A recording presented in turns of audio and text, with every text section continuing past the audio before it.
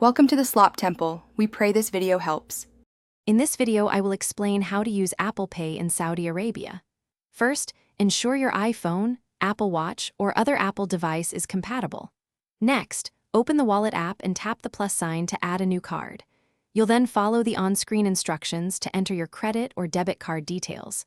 Finally, your bank or card issuer will verify your card, which might involve a quick phone call or text message.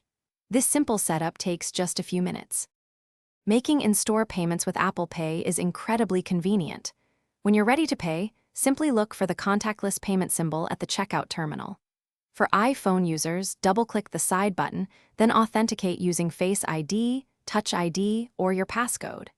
If you're using an Apple Watch, double-click the side button.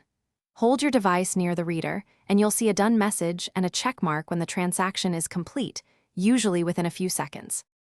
Apple Pay also makes online and in-app purchases seamless and secure.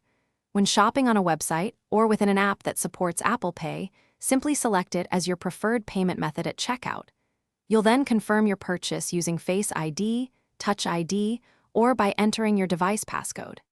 This eliminates the need to manually enter your card details, saving you time and enhancing your security. It's a quick and efficient way to complete your transactions. Security is a cornerstone of Apple Pay. Your actual card number is never stored on your device or shared with merchants. Instead, a unique encrypted device account number is used for each transaction. Always use strong authentication like Face ID or Touch ID to protect your payments. Keeping your device's software updated ensures you have the latest security features. Apple Pay is widely accepted across Saudi Arabia, offering a secure and convenient payment experience. Thanks for watching. Consider subscribing if we helped you.